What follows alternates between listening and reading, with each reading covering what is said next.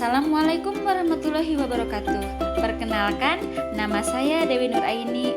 Saya pendidik di SMPN 1 Atap 1 Cigalontang dan saya adalah calon guru penggerak angkatan ke-6 Kabupaten Tasikmalaya. Pemikiran-pemikiran Ki Hajar Dewantara. Pertama, menuntun. Pembelajaran harus mempertimbangkan atau memperhatikan kodrat alam dan kodrat zaman peserta didik. Dalam arti, seorang pendidik harus menuntun atau memapah tumbuh kembangnya kekuatan kodrat alam peserta didik, yaitu sifat dan lingkungan di mana anak berada, dengan cara membantu menonjolkan kodrat zamannya, yaitu dengan membekalinya dengan keterampilan-keterampilan sesuai zamannya, sehingga kodrat alamnya yang negatif dapat tersamarkan, sedangkan kodrat alam positif menjadi tebal dan jelas. Yang kedua, metode Among meliputi Ingarso Sung Tulodo, di mana pendidik harus berada di depan memberikan uswah atau suri tauladan. Kemudian Ingmadia Mangunkarsa, di mana pendidik harus berada di tengah memberikan motivasi atau semangat. Terakhir, Tutwuri Handayani, di mana pendidik harus berada di belakang memberikan dorongan berupa pengamatan terhadap kemajuan peserta didik. Yang ketiga, menghamba pada anak, yaitu pendidikan berpusat pada peserta didik. Pembelajaran yang memerdekakan anak, di mana anak sebagai subjek pembelajaran harus diberikan ruang untuk mengamati, mencari, dan menemukan apa yang ingin diketahuinya berdasarkan minat, kebutuhan, dan kemampuannya, sehingga menjadi pribadi yang mampu berdiri di kakinya sendiri dan menjadi pribadi yang percaya diri, kreatif, inovatif, mempunyai jiwa kepemimpinan, mampu beradaptasi, dan berwawasan global di masa mendatang. Yang keempat, anak bukan tabula rasa.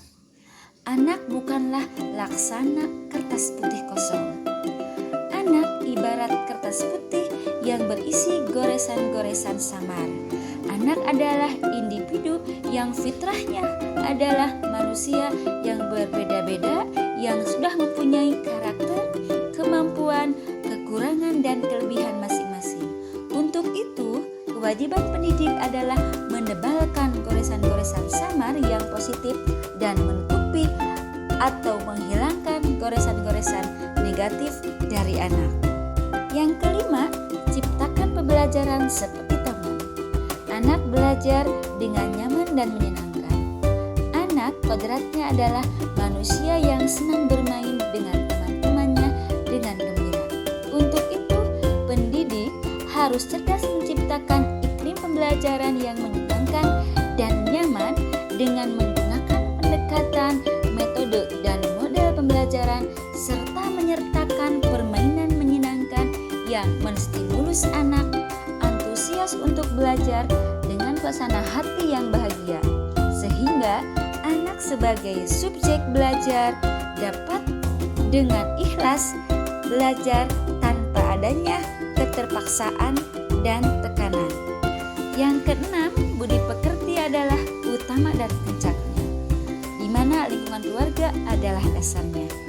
Pendidikan yang memanusiakan manusia, yaitu yang mampu menumbuhkan budi pekerti yang merupakan satu kesatuan dan perpaduan olah pikir, olah hati, olah raga, serta olah rasa dan karsa.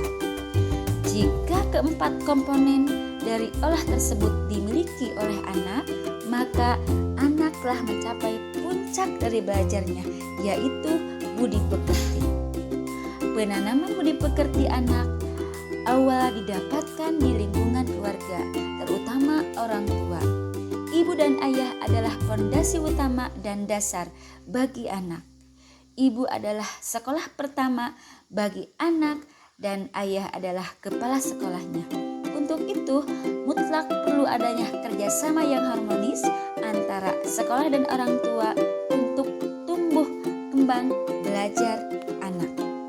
Maka kesimpulannya adalah pendidikan dan pengajaran menurut Ki Hajar Dewantara merupakan proses memanusiakan manusia melalui kemerdekaan pembelajaran dengan tujuan menciptakan manusia yang beradab agar peserta didik mencapai keselamatan dan kebahagiaan setinggi-tingginya, baik sebagai insan individu maupun insan sosial.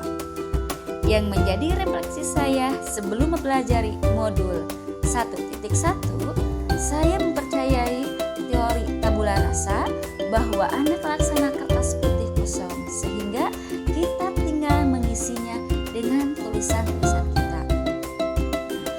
Adapun setelah pembelajaran modul 1.1, saya mendapat pencerahan bahwasanya anak bukanlah kertas putih yang kosong, melainkan kertas putih yang sudah terdapat goresan-goresan samar sebagai kekuatan kodrat atau fitrahnya.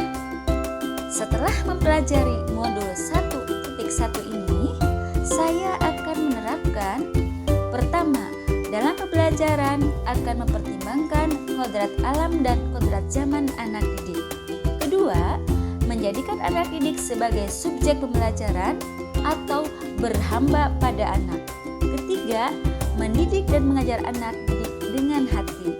Dan keempat, budi pekerti yang menjadi tolak ukur utama.